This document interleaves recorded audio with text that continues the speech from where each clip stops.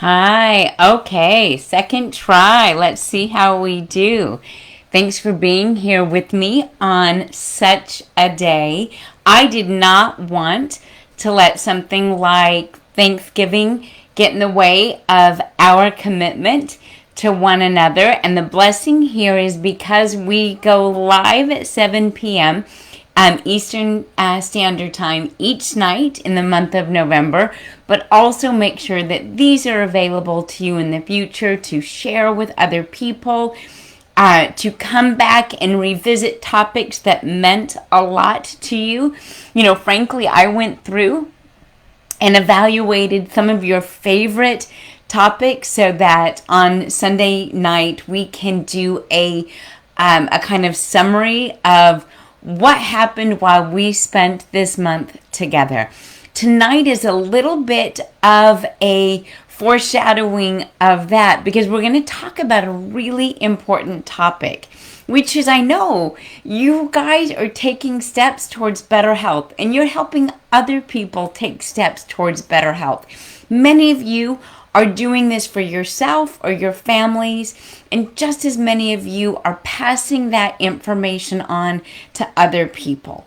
You're passing it on so that they can create health and wealth in their lives. And that's a very powerful place to be, in particular on a day where so many of us are showing gratitude. And the thing I love about all of us is that we can appreciate that it's not just on this day that we are grateful for the blessings in our lives, the people around us, but that we are actually collectively sending that message out today and every day. So thank you for being a part of that incredible community with me. And still, many of us have uncovered some of our weaknesses. We've uncovered some of those things that we wish we did better, or we're struggling to still keep in the fold of our day-to-day life. You see that I have what's behind me, which are the things that I do each day. The way I discuss with you in the past the importance of closing down your day. But is it always easy to get through those? And if I looked at myself in the mirror at the end of the night before I went to bed and said, did you do it every time? You guys, this didn't happen every day. That's why they're still on the wall, right? They're still on the wall because I still struggle with the things that I need to do every day, the benchmarks that I've put down, because life gets in the way, right? Sometimes it's raining outside. Who wants to go take the dog for a walk when it's raining outside, or go for a run when it's raining outside, right? So what we do as human beings, right, as people that love life, is that we often bargain with ourselves. Last night in our discussion, I had said something along the lines of, no one sets out to do the wrong thing, right? No one sets out to create bad habits. We've all got a good reason why we do what we do, right?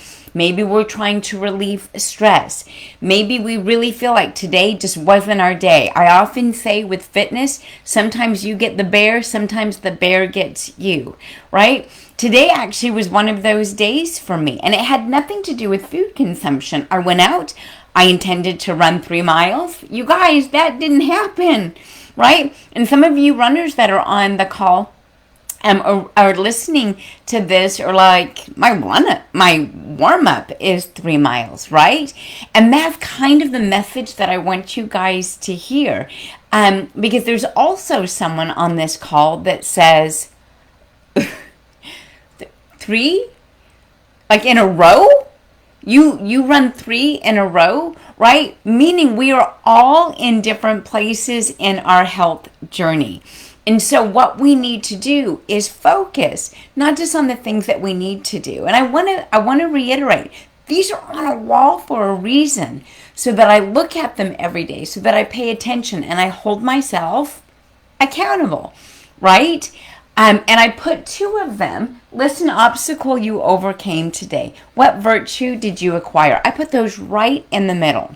They're right there in the middle because they are the ones that I hold the most dear, right? Those are the ones that keep me going. It's not that fitness isn't important. It's not that my sleep routine isn't important. The truth is, the sleep routine is such a habit. It's something that I'm so strict about, but I don't struggle with that one. But there are times where others won't work in, right? And you probably have that too. You have a life that comes at you fast. Today is a day for many people where they thought, well, no, all bets are off, right? Yeah, maybe all bets are off, and that's fine.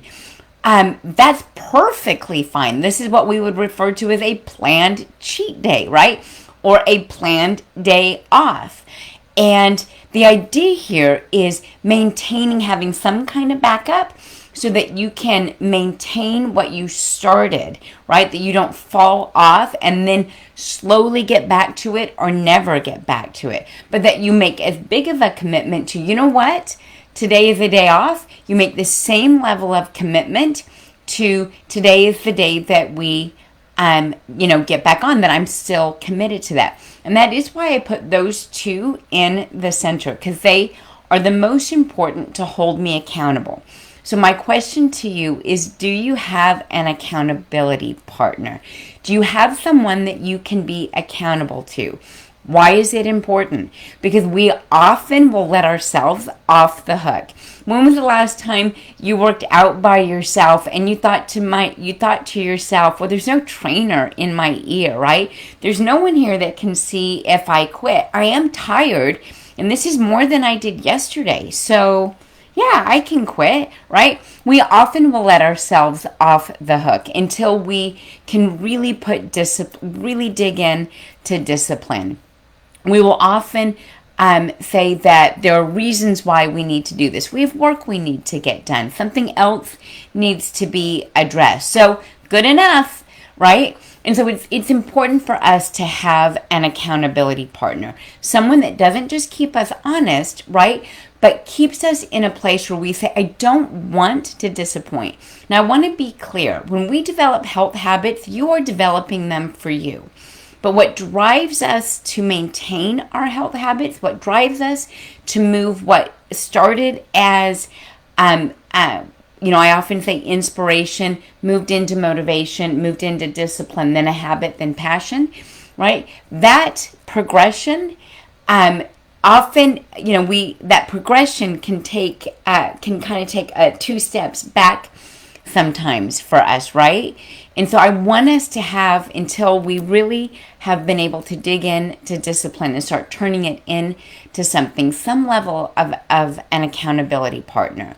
So here's my wish for you, to really take this in. Ability varies, efforts do not, right? So I mentioned the runner. There's someone tonight that says, my 3 miles is their warm-up. And there's also someone on this call that says, I can't imagine running 3 miles. That used to be me, right? There's no way. That was a ridiculous thought. I didn't, believe I could do it. And that's the thing that we need to pay attention to. Sometimes we need something else to believe in, right? So going back to this adage, ability varies, effort doesn't. If at the end of the night you can tell yourself, I did my best. If at the end of the night you can honestly look yourself in the eye and say, I gave it my all. This was my best, right? Maybe I didn't nail it, but this was my best. I didn't phone this in. I didn't sorta decide to take on today. I took on today, and this is what today gave me, and I am good with that. I'm good with my effort. I'm good with my passion. I'm good with the way I was to myself, right? That's important. So I want us to first consider that. Second, I want us to consider finding someone that doesn't have to be an accountability partner, but is maybe an ideal or someone that we want to follow, right? Is there someone right now that you aspire to? Is there someone right now in your life, dead or alive, that you hold, or you hold in high esteem, you revere, right? I've got one, and you guys might think this is dorky. Maybe not after you look at the prom dress, right? But that person for me, and there's a lot of people that I'm inspired by, right? There's a lot of people where I read their work.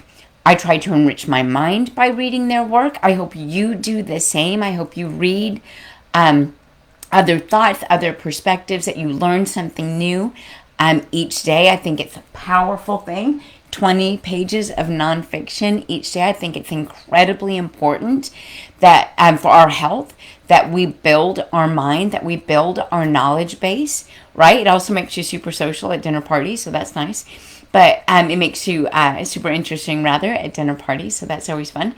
Learn a different language. That makes you like a rock star, right? So I think that's fantastic.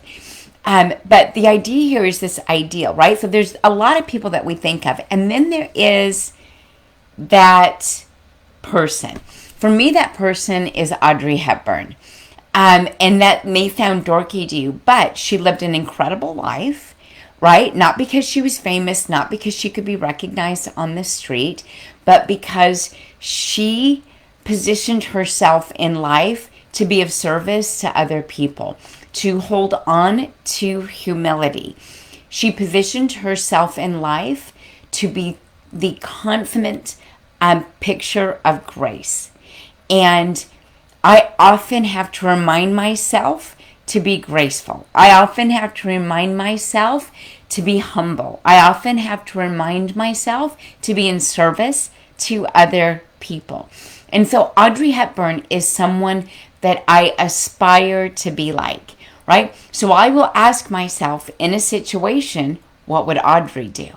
Right? And it keeps me what? On the straight and narrow. It keeps me on track. It keeps me living the life I set out to live. My friend Jennifer, she's got a great one. She thinks it's fun. When she runs into these life dilemmas, she asks herself, what would Martha Stewart do? Right? What would Martha Stewart do? Right? And that works for her. Who is your what would they do? Right? Who is it that you would hold there where you would say, would I do this in front of them? At the end of the day, if I had to tell this person how my day went and how I worked it out and the things that I did, right? And I was honest with that person, first off, would I be able to be honest with that person, right? So these are really powerful ideas to have when we want to hold ourselves accountable, because we will often fall back on we will not fall back on ourselves. We will give up on ourselves. We will think that we are not worthy. We will often take a shortcut because it's easy to feel overwhelmed by those things around us. So we want to feel accountable to someone. And that person that you aspire to be more like, have that person in your mind, is one of the ways that you can do this. I'll give you another example of how I keep this going on in my life, making it easier for me to stay disciplined, making it easier for me to work things out.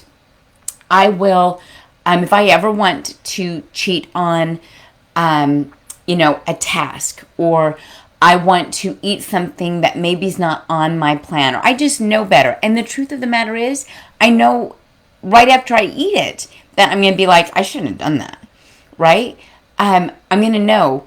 But so I don't get to that point, because it's easy in an emotional state to get to that point where you go, it's my life. I can do whatever I want to. You're not my mom. You can't tell me what to do, right? So I will also think about my husband, who is physically fit. He is nutritionally minded and very disciplined. And I will think, well, could I go home and tell Sean I had M&Ms today? Or would I try to hide the wrapper, right? Is that the kind of stuff that when you get home, you clean out your car, right? So I don't want to do that. So I hold myself accountable. The truth is, I would love to have you guys, that's my weakness, right? Marshmallows. I would love to have M&Ms, right? That sounds awesome. At 3 p.m., that sounds terrific. I love that idea, right? But I won't do that because I've decided that I'm going to continue to live a healthy life. I'm going to continue to follow the steps I put forward. That's why many people will quit coffee. They will quit smoking. But those are hard things to do. And so we need to have something in front of us where we're like, but that's what I'm reaching for, right? We need to have those accountability partners, even if it's just a conversation that we have with them in our head. So some of the ways that we know this works for weight loss, we know it works for stopping smoking, stopping drinking, starting a new habit, is to tell other people that you're going to do it. Go live. Tell people what you're going to do. Become a part of a community is another way that you can do this, right? Stay engaged through platforms like this, MA Healthy Living. Tell us what you're doing. Continue to add to your healthy lifestyle. Consider what you're going to do in the next month and the month after that, right? Set goals for yourself. How many of you go 3 months in the future in your calendar, find out what that day is February 18th, and you think to yourself, what do I want to achieve by February 18th, right? Is there something that you're going to do, right? Well, I've decided what that's going to be. We're just about to end our 28 days together, right? So we built a fantastic catalog of archived videos that we can share with other people, that we can come back and revisit, myself included, right? What did we learn from this time, and what can we share with other people, right? But I don't want it just to be this block of information. I want to think about what's going to be my next big adventure. What is going to be your next big adventure? What do you want to achieve? Nothing is too small. That there's something that you want to change, it's not too small. It's not dorky. It's not silly, right? It's your next challenge. Nothing is too big, right?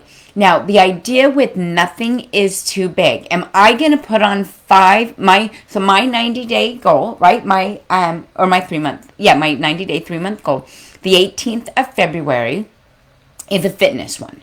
So I'm going to work on some of the fitness aspects of strength, right? So I have a particular goal of strength. It's not body fat percentage. It's not weight loss. It's a particular strength goal. So what I'm shooting for, and that's the February 18th goal, right? But am I going to put on 5 pounds of muscle by the 18th of February? I'm not, right? I could be a male gender, and that's not going to happen either, right? So I am not going to see that. So is that a realistic goal?